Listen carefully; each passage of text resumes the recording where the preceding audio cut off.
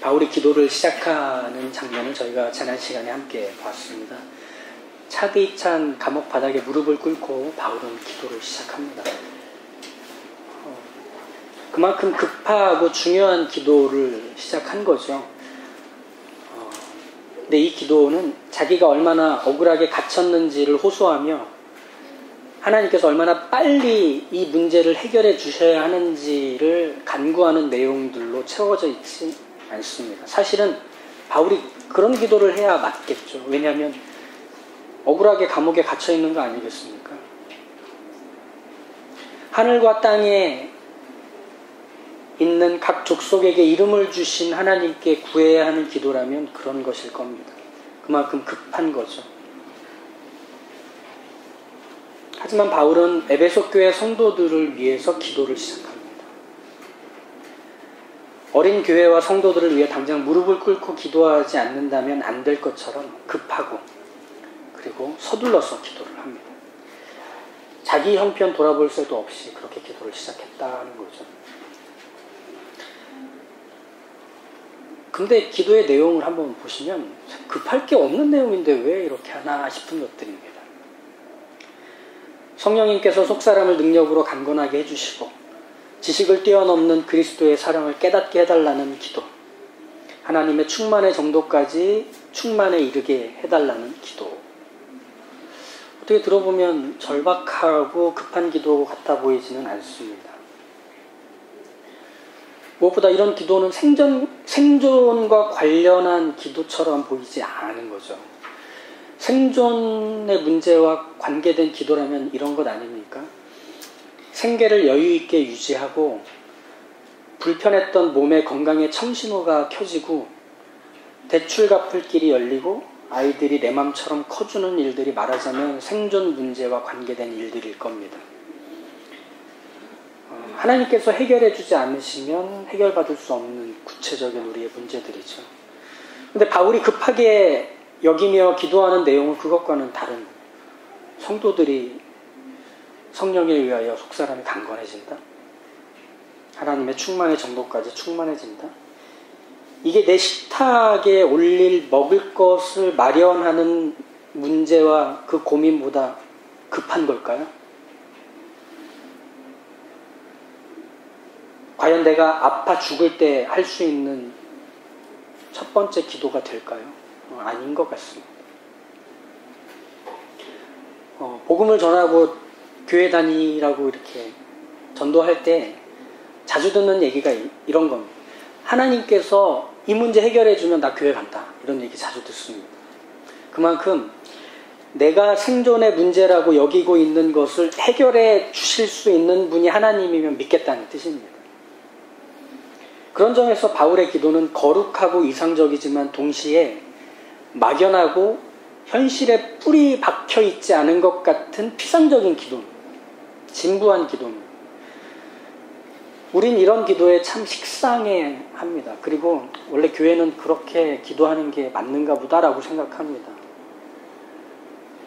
대표 기도를 할 때, 중요한 자리에서 교회 어르신이 기도를 할 때 그런 기도들을 한번 생각해 보십시오. 항상 피상적인 기도인 경우가 대부분이었어요. 피상적인 기도는 대체로 정상을 향해 힘껏 달려갑니다. 그러다가 정상에 딱 도달하면 끝나는 게 아니라 어느샌가 이 기도는 성층권을 지나서 안드로메다로 갑니다. 그래서 길을 잃어서 돌아오지 못하는 기도가 되죠. 이런 식의 기도를 하고 듣다 보니까 나도 모르게 기도에 대한 이런 오해가 생겨요. 아, 기도라는 건 구체적이고 현실적인 지금의 어떤 간구를 담는 건 아닌가 보다. 하나님이 좋아하실 만한 이상적이고 거룩한 것들을 담는 게 기도인가 보다. 이렇게 오해를 하는 거죠. 바울의 기도도 그래 보이는 겁니다. 그 기도가 현실적이거나 구체적인 내용들이 담겨져 있지 않은 것처럼 보이는 거죠. 근데 바로 이게 바울의 기도를 통해 우리가 뒤통수 맞는 지점입니다. 정신이 번쩍 드는 겁니다. 사실 우리가 구체적이고 간절히 기도한다고 했던 간구들은 실제로는 우리의 생존 문제를 다루지 못했었기 때문입니다. 바울의 기도는 사람이 살고 작동하는 게 무엇인지 아는 사람이 했던 기도였던 겁니다. 사람이 살고 생존하는 게 무엇에 의해서인지를 알고 중보하는 기도였던 겁니다. 이건 예수님이 먼저 하셨던 얘기를 통해 알 수 있습니다. 무엇이냐? 예수님께서 광야에서 시험을 받으시죠. 40일 동안 아무것도 못 드셔서 줄이신 상태에 마귀가 찾아와서 시험을 합니다. 이렇게 얘기하죠. 네가 하나님의 아들이거든 이 돌들로 떡덩이가 되게 해라. 마귀는 사람이 무엇에 가장 절박해 하는지에 대해 잘 알고 있었습니다. 그리고 그 절박한 문제를 집요하게 매달려 해결하고 싶어 하는지도 잘 알고 있었습니다. 사람은 자신의 생존에 위협이 되는, 생존을 위협하는 그 문제를 건드리면 금방 반응한다는 걸 알았어요. 그게 바로 떡입니다. 사람의 생존에 직결되어 있는 문제. 사람이 죽고 사는 문제, 보다 더 나은 삶을 향해 달려가는 가치, 그리고 행복의 지표가 되는 게 사람에게는 떡입니다. 그래서 이걸 가지고 유혹하는 겁니다. 예수님을 유혹했지만 예수님이 이것에 대해서 어떻게 반응할지를 사람들이 주목한다는 것도 알고 바로 이 점을 건드리고 있는 겁니다.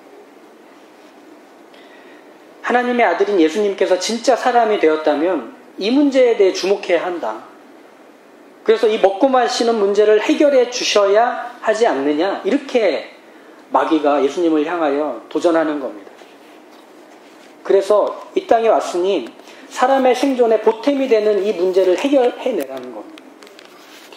이 유혹은 하나님께도, 하나님 아들에게도, 그리고 사람에게도 가장 치명적이고 매력적인 유혹이었습니다. 이 떡 문제를 해결해 준다면 너나 없이 하나님을 믿고 따를 거기 때문에. 그렇지 않겠습니까? 하나님의 아들은 구원을 이루시는 일을 이 떡 문제를 해결하는 걸로 이룰 수 있고 사람들도 그걸 다 바라고 있다는 걸 마귀가 말해주는 겁니다. 생존의 문제를 해결해 주는 거기 때문이죠. 사람이 생각하는 그 생존의 문제. 예수님께서 실력 한번 보여서 이 돌멩이를 떡이 되게 한다. 아니, 금이 되게 만드신다. 그러면 사람들은 아, 우리의 중요한 문제들을 해결해 주시는 분이구나 라고 여길 거라는 겁니다. 이렇게 마귀의 유혹은 강하고 치명적이었습니다.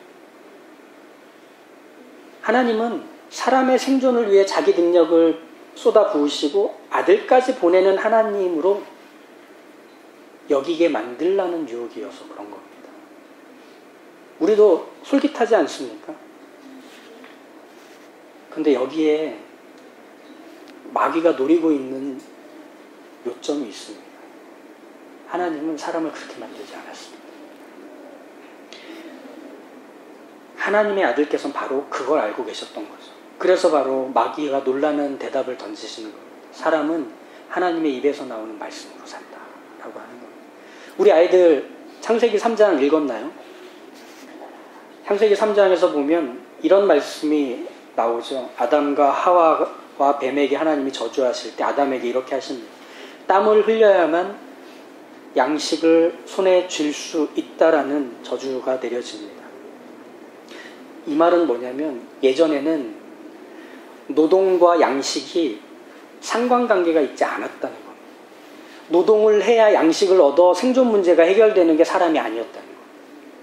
노동은 하나님이 창조하신 피조세계를 풍성하게 가꾸는 데에 목적했던 겁니다. 먹고 사는 문제를 해결하기 위해 땀 흘리는 게 아니었다는 거죠.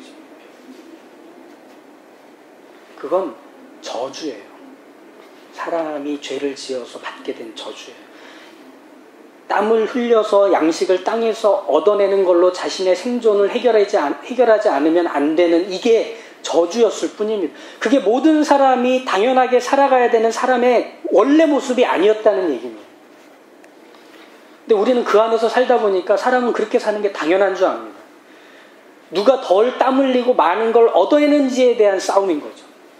누가 똑같이 땀 흘렸으면 나는 더 많이 얻어야 되는 겁니다.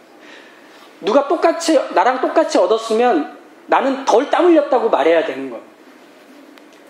청년들 이렇게 얘기하다 보면 그 자매들끼리 이런 얘기하는 거 듣고 속으로 저게 왜 저러지 하는 때가 있었습니다. 뭐냐면 비슷한 물건을 샀는데 나 이거 얼마에 샀다? 나 이거 얼마에 샀다? 이러면서 내가 더 낮은 가격에 샀다고 서로 과시하는 겁니다.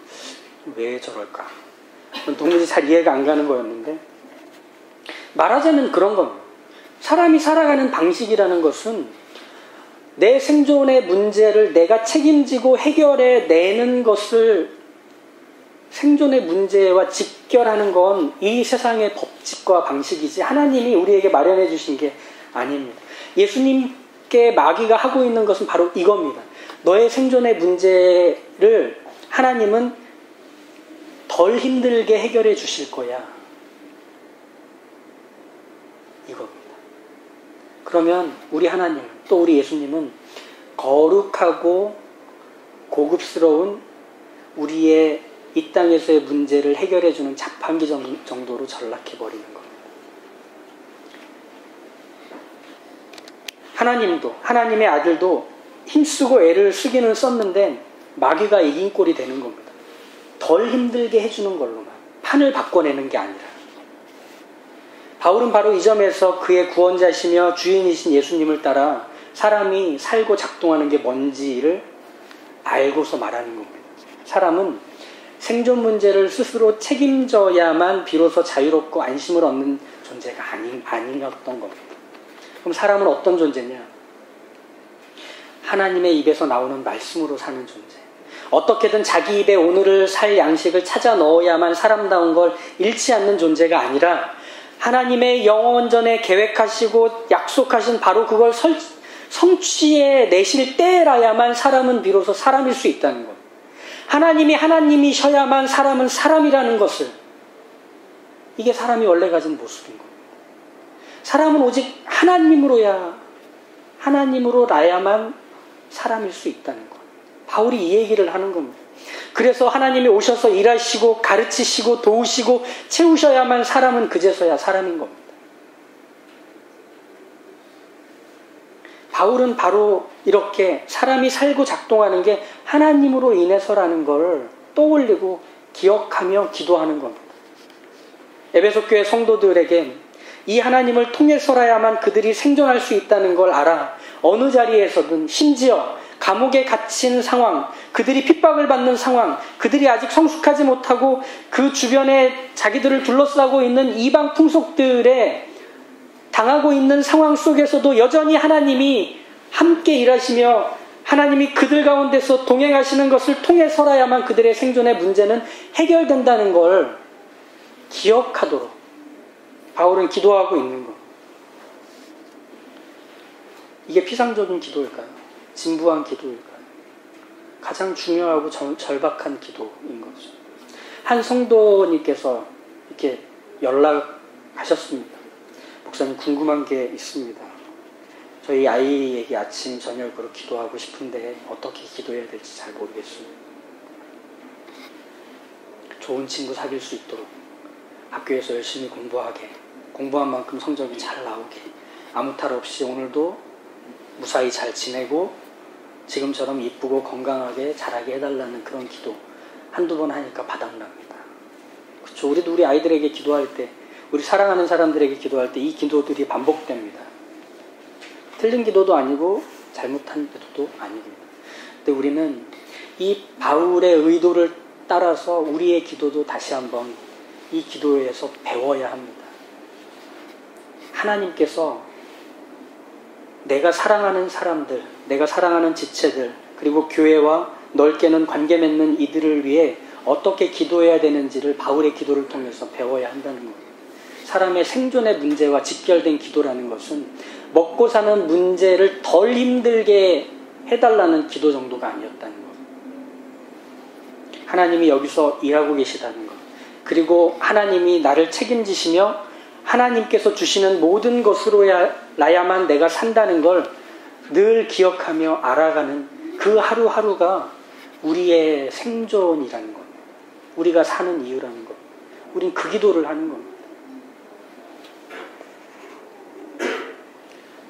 저희 어머니가 아버지 출근할 때마다 늘 등 뒤에다가 십자가 그었던 그런 기도보다 더 가는 기도예요. 한 양복만 빵꾸 나는 거죠.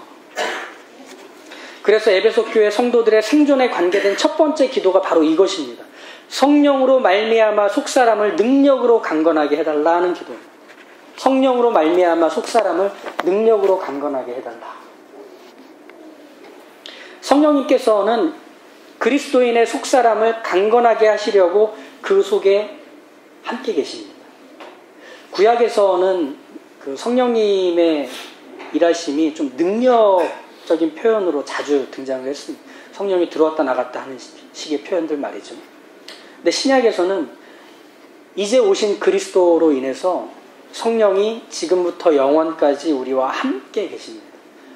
도우십니다. 이게 보혜사라고 합니다. 그럼 성령님이 왜 그리스도인과 함께 하실까요? 그냥 무슨 일이 생길 때마다 도와주시면 될 것 같은데 왜 함께 하실까요?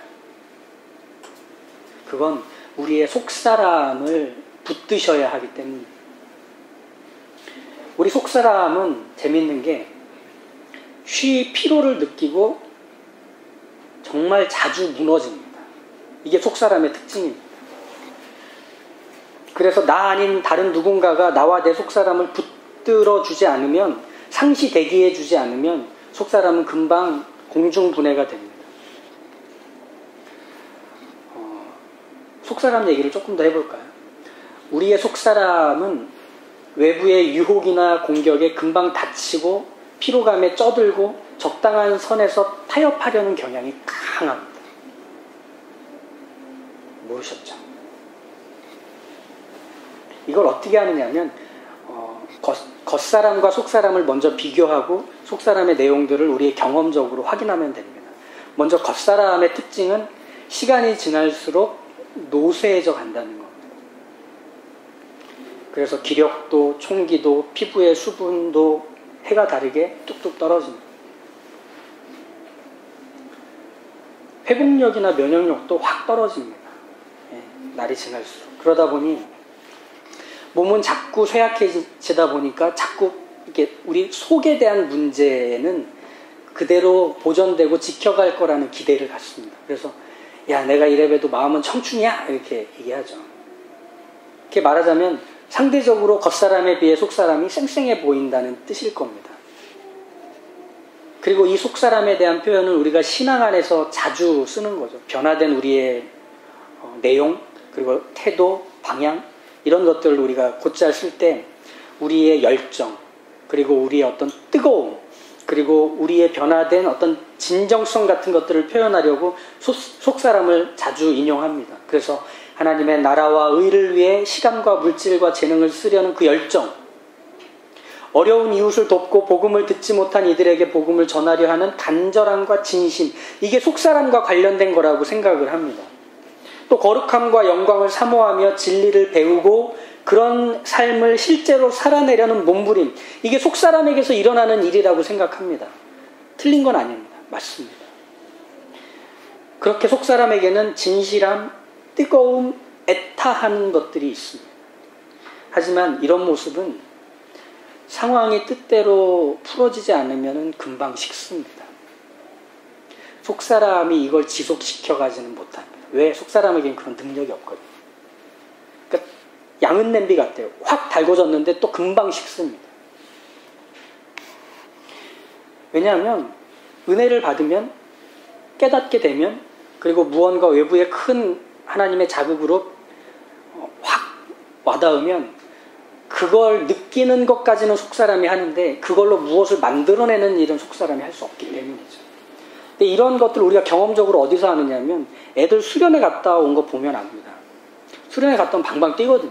막 집에서도 막 찬양, 수련회 때 했던 찬양 부르고 막 성경 이렇게 뒤적거리고 밤에 혼자 기도도 해요. 그죠? 그리고 엄마랑 안 하던 막 교회 얘기, 막 신앙 얘기, 우리 목사님이 뭐 이런 얘기 해주셨다, 막 이런 얘기를 해요. 그런데 길어야 일주일입니다. 길어야 일주일입니다. 수련회 갔다 온 일주일 후에는 다시 원상복귀 됩니다. 그럼 이제 그런 생각이 들죠. 이상하다. 은혜 받은 건 분명한데 가짜 은혜였나? 아니겠죠. 내가 뭘 잘못해서 이 은혜가 또 사라졌나? 그럴 수도 있지만 아닐 겁니다. 은혜 받은 사람을 가만히 놔두지 않는 영적 세력이 방해하는 건가? 그럴 수도 있지만 아닐 수도 있습니다. 오히려 은혜를 받은 속사람에 대한 이해가 부족하기 때문에 우리의 속사람은 그런 은혜와 자극을 받으면 한껏 고양되지만 현실의 삶을 살아내다 보면 금방 자극을 받고 주저앉아 버리는 게 우리의 속사람의 원래 성향이라서 그런 겁니다. 당연한 걸로 생각하셔야 됩니다. 내가 뭔가 잘못됐구나. 내가 뭘 해결하지 못했구나. 자꾸 그런 쪽으로 가시면 안 됩니다. 영적 세력과 싸우고 있구나. 좋은 도전이지만 거기에만 생각하시면 안 됩니다. 뭐냐? 은혜는 금방 우리의 속사람이 담고 있지 못하는 거구나. 그럼 어떻게 해야 되죠? 성령님께 의지하는 겁니다. 그래서 이 은혜가 보온 상태가 유지되도록 성령님께 끊임없이 구하고 도움을 바라는 겁니다. 이렇게 하는 겁니다. 바울이 지금 말하고 있는 기도는 그것입니다. 너희가 말씀을 깨닫고 은혜를 받고 예배의 자리에서 하나님을 경험하는 일들이 있을 것이다. 이웃을 사랑하며 그 이웃을 사랑하는 것이 하나님의 마음인 걸 맛보는 일이 있을 것이다. 너희 속사람은 그것에 자극을 받고 힘을 얻을 거다. 그런데 그게 유통기한이 짧다. 그럼 어떻게 해야 되느냐? 성령님께 그 약하고 휘둘리는 너희 속사람을 강건하게 붙들어 달라고 기도해라. 그리고 그 속사람이 능력을 가질 수 있도록 성령님께 도움을 구하고 찾아라. 왜? 성령님은 우리로 하여금 사그라드는 모든 것들을 다시 짚어주셔서 일으켜 세우시는 능력을 가지신 하나님이시기 때문에. 그래서 성령의 충만이라는 것은 성령께서 우리 안에서 끊임없이 일하고 계시는 상태가 충만입니다. 그래서 하나님이 여전히 우리 인생 가운데 동행하시고 하나님의 입에서 나오는 모든 말씀이 우리의 삶을 가득 채우고 있는 걸 확인시켜 주시고 알려주시는 이것이 성령의 충만함입니다. 성령이 충만하니까 가서 막 아픈 사람 머리에 손 얹고 병 고치고 누가 교통사고 나서 쓰러졌으면 그 사람 일으켜 세우고 이런 것들만 성령이 충만한 거라고 생각하지 마십시오. 성령의 충만은 내 안에서 성령이 주도적으로 일하고 계시는 그 상태를 말하는 겁니다. 그 상태를 말하는 거예요. 그래서 바울이 성령으로 말미암아 속사람을 능력으로 강건하게 해달라 하는 이 기도는 주신 은혜와 깨달음이 꺼지지 않고 계속 타오를 수 있도록 성령께서 포기하지 마시고 일해달라고 구하라는 겁니다. 네 마음을 기대하지 말고 믿지 말라는 겁니다. 네 느낌, 네가 뭔가 깨달았던 그 자체의 마음을 뺏기지 말고 성령께서 그걸 붙드시고 빛을 비춰주시기를 구하라는 겁니다.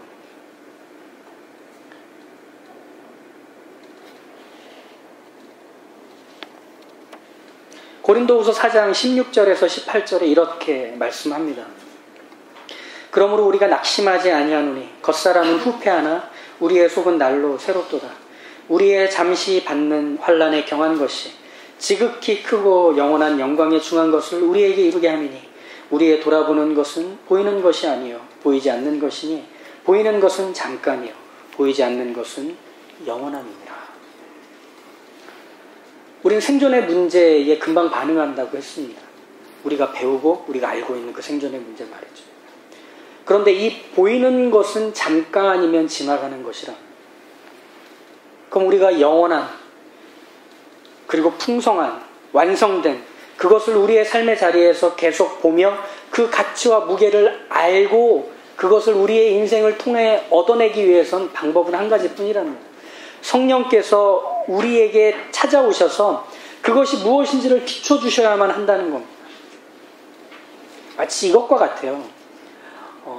금광에 들어가면 금덩어리가 이렇게 정리된 채로 다 있을 것 같죠? 금광에 들어가면. 그게 아니라 바위와 바위 사이에 반짝거리는 소소한 것들이 박혀 있을 뿐입니다. 어떤 것들은 금이 아닐 수도 있습니다. 근데 그걸 캐내는 겁니다. 캐내서 그 조각조각 난 것들을 모아서 그걸 녹여서 금덩어리를 뽑아내는 거죠. 우리의 삶의 자리에서 하나님께서 일하시고 당신의 계획하심을 실행해 가실 때 그 일하시는 모습이 그리고 그 일하시는 과정과 결과들이 하나님께 속한 것이라고 알려주시는 게 말하자면 성령이 빛을 비춰주시는 겁니다. 그래서 우리는 눈물을 흘리면서도 하나님이 일하심을 고백할 수 있는 사람입니다. 한숨을 쉬면서도 포기하지 않고 우리의 인생을 살고 버티기로 하는 사람입니다. 오늘을 살고 내일을 사는 자리에 하나님께서 우리의 삶의 자리에서 여전히 붙들고 일하고 계시다는 것을 성령께서 믿게 해주시기 때문이죠. 그 자체가 가치를 지니는 거예요. 그 가치가 영원한 무게를 담은 가치인 거기 때문에 성령은 바로 그것을 비춰주는 겁니다. 이게 우리의 사랑하는 사람들, 그리고 우리의 자녀들, 그리고 우리의 교회를 위해 해야 되는 첫 번째 기도인 겁니다. 생존은 거기에 달린 겁니다. 하나님이 살아 일하시는 것을 우리의 살아가는 것과 묶어내서, 그래서 하나님의 살아 일하시는 것들을 끊임없이 확인하고 보는 그 자리와 자리들을 살도록 해달라고 기도하는 겁니다.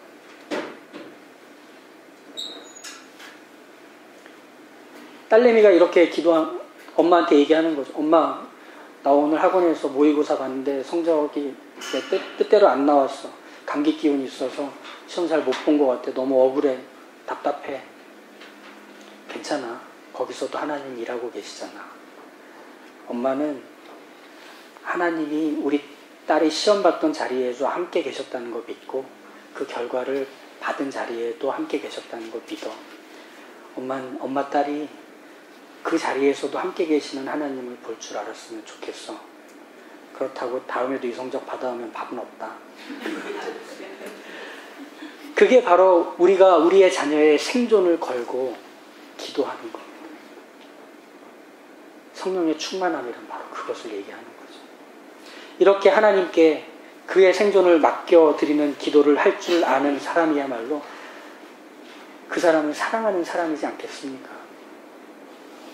바울이 했던 이 기도를 본받아서 우리도 우리의 사랑하는 이들의 생존을 위해 그렇게 중보하는 자리에 부름받았음을 알아서 이 기도를 쉬지 않는 중보의 사람, 사랑의 사람, 그의 생존을 온몸으로 받아내기로 하는 하나님의 사람 되시길 간절히 축복합니다. 기도하겠습니다.